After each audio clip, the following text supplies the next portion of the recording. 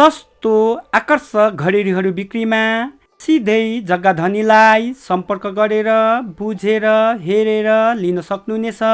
50% फाइनेन्सको सुविधा रहेको बनेपा बजार र भक्तपुरको सिमानामा रहेको नाला बस पार्क नजिकै रहेको 25 रोपनीको प्लटिङमा 70 टुक्रा भन्दा माथि रहेको 20 देखि 25 टुक्रा पास भएर गइसकेको 13 फुटे बाटो ग्राभेल पाउनुहुनेछ भने 3.5 आना 4 आना 5 आनाको टुक्राहरू पाउनुहुनेछ भने यहाँ वरिपरि चाहिँ बाक्लो बस्ती रहेको हुँदा तत्कालै घर बनाएर बस्न मिल्ने।